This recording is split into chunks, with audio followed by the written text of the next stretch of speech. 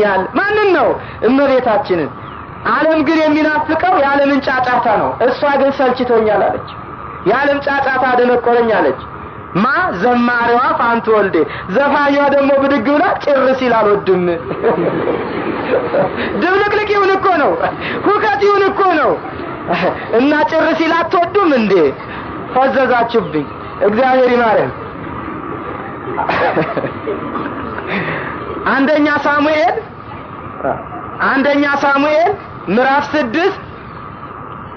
አንደኛ ሳሙኤል ምዕራፍ 6 ቁጥር 19 እዚህ ጋር የቤት ሳሚስን ሰዎች እናገኛለን። የቤት ሳሚስ ሰዎች ታቦተ ጽዮን በአዲስ ሰረገላ ላይ ተጭና በወይፈኖች እየተጎተተች አዩ። የቤት ሳሚስ ሰዎች ካህናት አይደሉም። ታቦትን የመግለጥ ታቦትን የመዳሰስ የማን ስልጣን ነው? ንገሩኝ።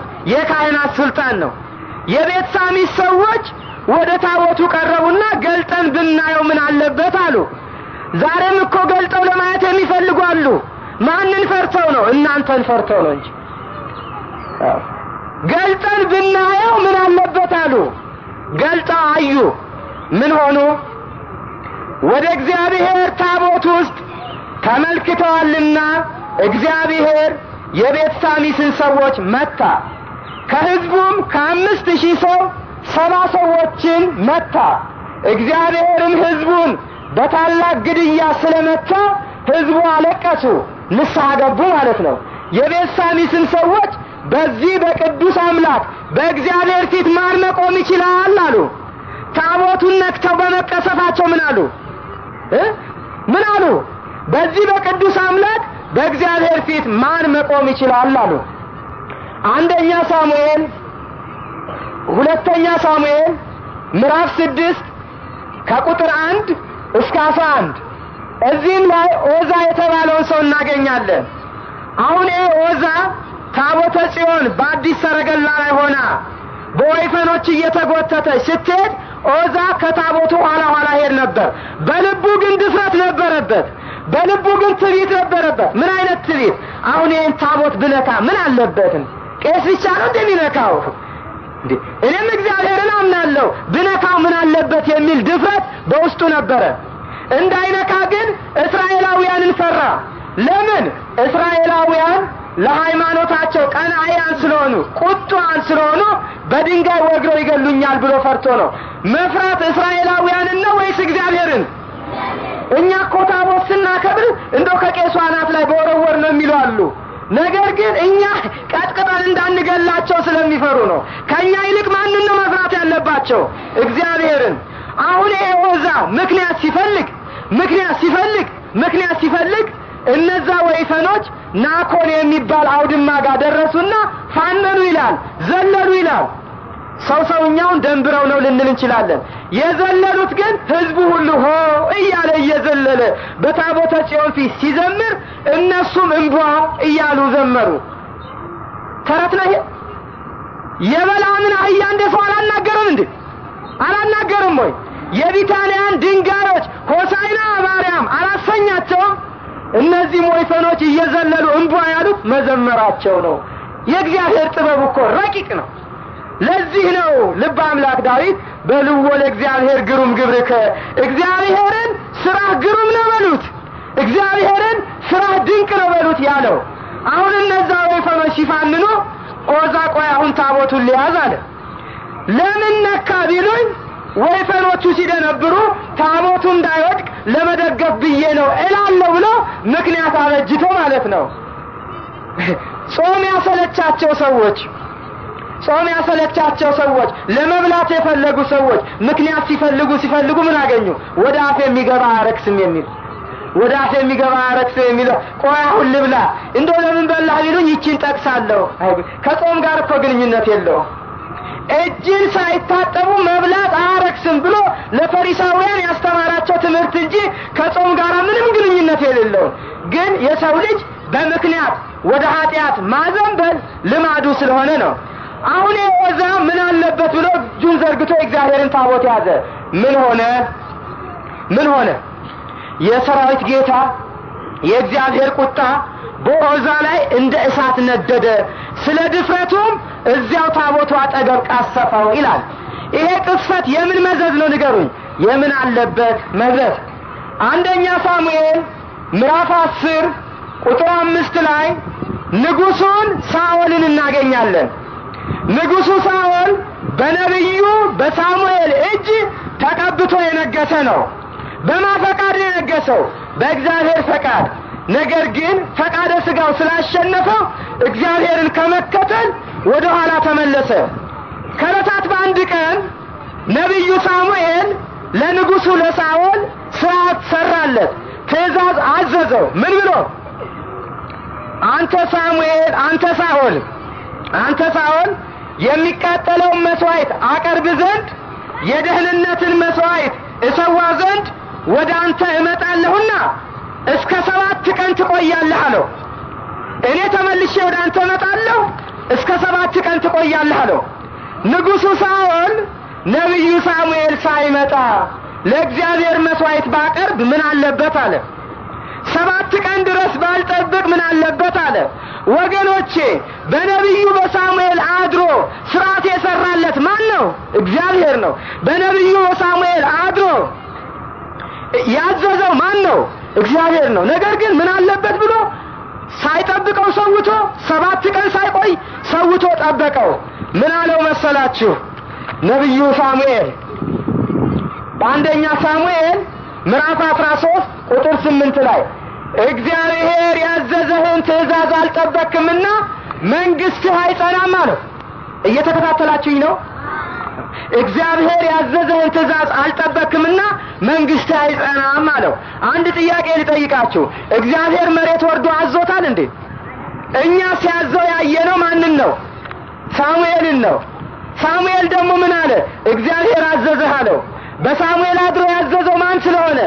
እግዚአብሔር ስለሆነ። ታዲያ ነብዩ ሳሙኤል በነገረው መሰረት ንጉሥ ሳኦል የእግዚአብሔር መንፈስ ተለየው፣ እርኩስ መንፈስ አደረበት፣ እየተሰቃየ ሞተ ይላል።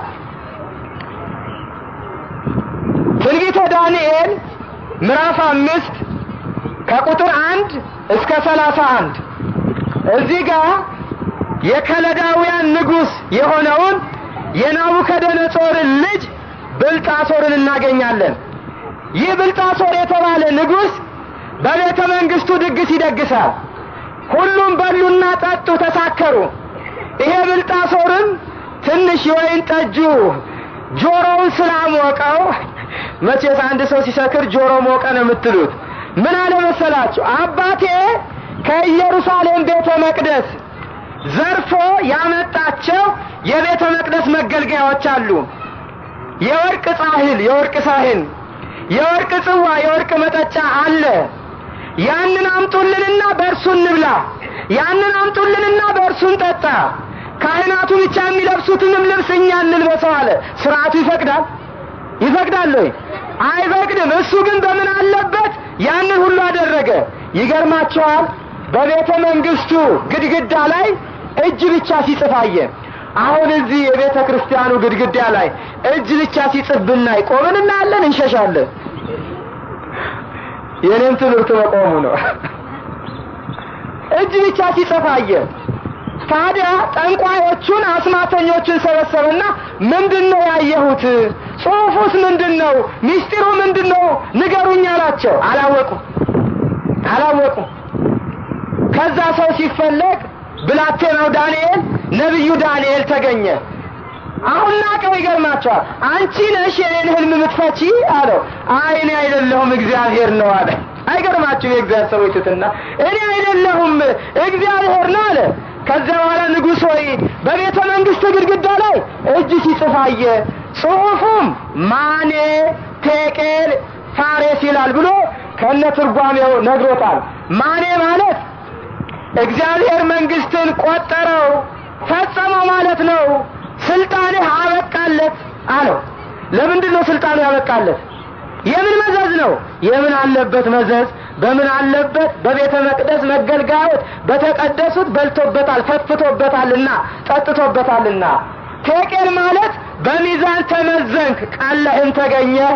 መቼ ነው ተመዝኖ ቀን የተገኘው? ምን አለበት ብሎ ማድረግ የሚገባውን የማይገባውን ባደረገ ጊዜ እኔና እናንተም ተመዝነን ከመቅለል እግዚአብሔር ያድነን። ፋሬስ ማለት ደግሞ መንግስት ተከፈለ፣ ለሜዶንና ለፋርስ ሰዎች ተሰጠ ማለት ነው። ይገርማቸዋል። በዛች ሌሊት የአንድ ቀን እድሜ አላገኘም። በዛች ሌሊት የከለዳውያን ንጉስ ብልጣሶር ተገደለ፣ ስልጣኑንም ሌሎች ወሰዱበት።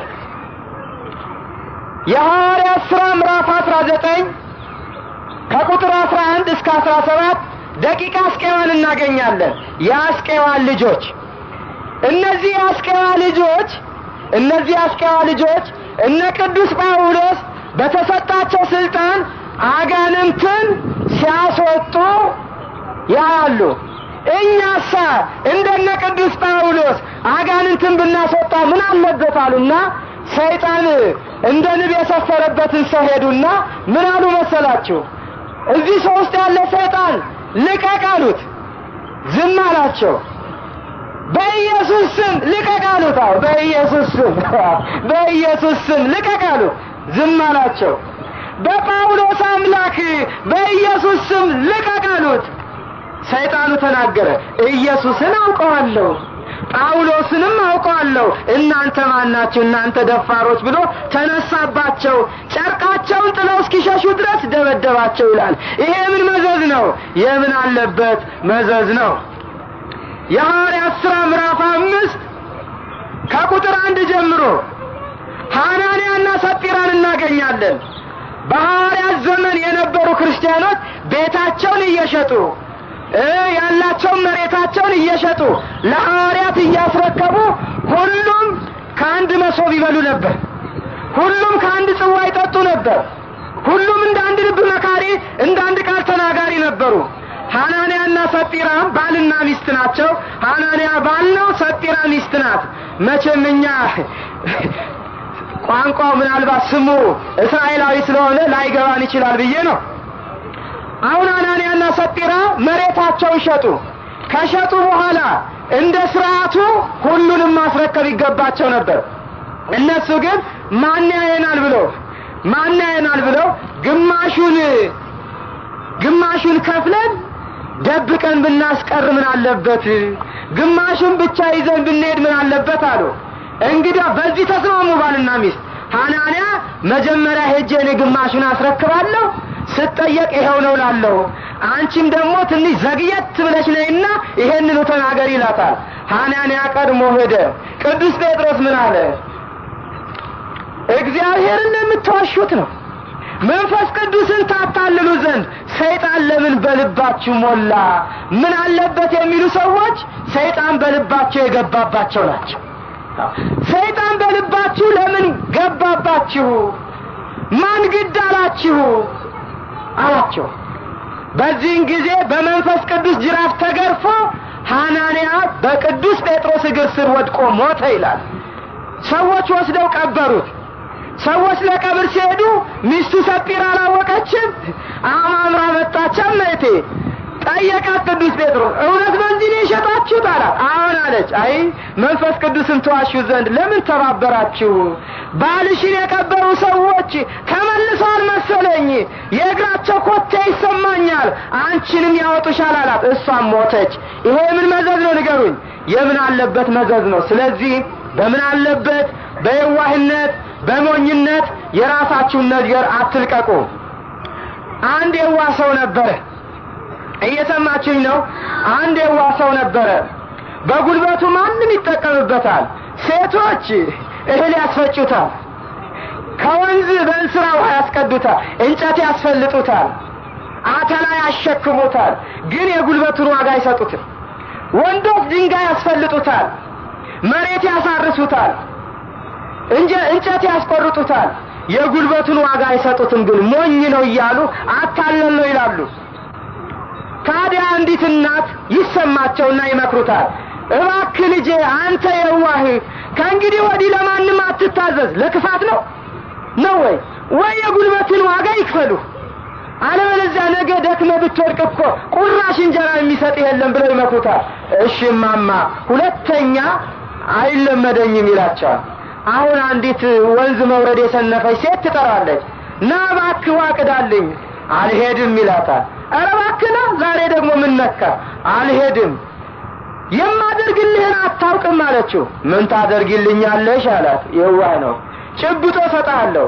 ለጭብጦ ብዬ አልሄድም አለ። ትንሽ መሰለህ እንዴት ትለዋለች? እህስ አለ። ይሄን የሚያክል አለችው። አሁን ይሄን የሚያክል ጭብጦ አለ? ጭብጦ ማለት ይሄ ነው። በቃ ጭብጥ ያለች በዚች ከዛ ይሄን የሚያክል ነው አላት። አዎ እሺ አለና ወንዝ ወርዶ መቼት ወዙ እየተንጠፈጠፈ ሲመጣ እኛ ሴትዮ አገኙ። ምን መክሬህ ነበረ? እንስራውን ይዟል በሁለት እጁ። እማማ ጭብጦ እኮ ትሰጠኛለች አለ። ለጭብጦ ብለህ አንተ ጅል ይሉታል። አይ እማማ ትንሽ መሰሎት እንዴ? ይዟል እየሄደ ነው። ከዛ ሲሉታል ይሄን የሚያክል እኮ ነው አለ። እንስራውን ለቆ እኮ ነው። ተመልከቱ። እንስራው ወደቀ፣ ተሰበረ፣ ውሃ ፈሰሰ።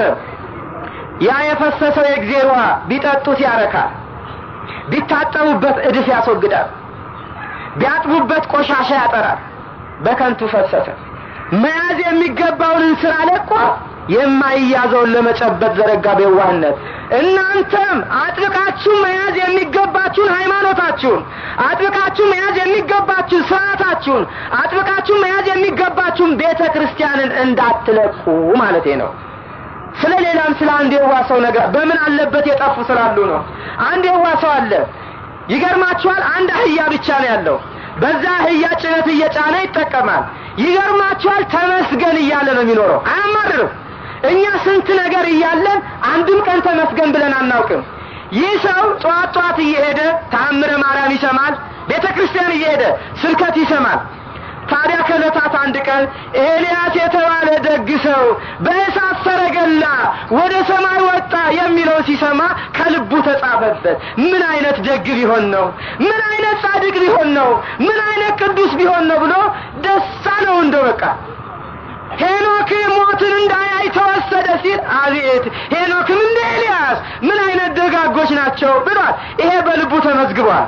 አንድ ቀን ጭነት ባህያ ጭኖ ወደ ገጠር ይሄዳል።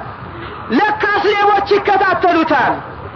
ለምንድን ነው የሚከታተሉት? መቼም ከመንደር አይደርስም፣ ከመካከል ይመሽበታል። ሜዳ ላይ ሲያድር እንቅልፍ ሲወስደው አህያውን ከነጭነቱ እንወስድበታለን ብለው ይከታተሉታል። እሱ ሲሄድ አንድ ኦና ቤት ያገኛል። ባዶ ቤት፣ ጣራ የለውም፣ በግንብ የተሰራ ነው። በሩ ደግሞ ብረት ነው።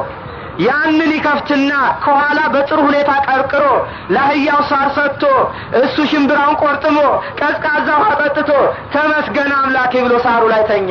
እኛ ስፖንጅ ፍራሽ ላይ እየተኛን ተመስገን አንልም። አሁን ሌቦቹ በሩን እንክፈት ሲሉ እየተንጓጓ አስቸገራቸው። ምን ይሻለናል ብለው አሰቡ። በላይም ዘለን ገብተን ከውስጥ ብንከፍት ይንጓጓል፣ ይነቃብናል። ምን እናድርግ አሉ። በላይ ዘለን እንግባና የአህያውን ሆድ በመጫኛ አስረን ልክ የጉድጓድ ውሃ እንደሚቀዳ እንደዛ አህያውን እየጎተትን እናውጣ። ቀጥለን ጭነቱን እናውጣሉና የአህያውን ሆድ አስረውት ወደ ላይ ሲጎትቱት አህያው ወደ ላይ ይወጣል። በኃይል ስለታሰረ ሆዱን ጨነቀውና አህያው አናፋ። አህያው ጮኸ። ሲጮህ ብድግ አለ። ያ የዋሰው ሙሉ ጨረቃ ነበረች። ቢያይ አህያው አጠገቡ የለም። ቀና ሲል አህያው ወደ ላይ ይሄዳል። የዋ ነው እንዴ! የኔ አህያ እንደነ ኤልያስ ጸድቆ ማረጉ ነው አለ። ተመልከቱ የዋህነቱ። ለዚህ ነው ጌታችን መድኃኒታችን ኢየሱስ ክርስቶስ እንደ ርግብ ምኖቹ ነው አለ የዋሆች፣ እንደ እባብሳ ልባሞች ብልጦቹ ነው ያለው። የዋህነት ስለሚያስጠቃ ነው። አህያውን እንደ ማስጣል ፋንታ ተንበረከከና አንተ ቅዱስ አህያ በሄድክበት አስበኝ። አይጅልነት። ስለዚህ ብዙ የዋሃን አሉ፣ በየዋህነት የተነጠቁ፣ በየዋህነት ሃይማኖታቸውን የለቀቁ። እኛን ግን እግዚአብሔር አምላካችን በሃይማኖት በምግባር ያጽናን። የእግዚአብሔር ቸርነት የድንግል ማርያም አማላጅነት አይለየን።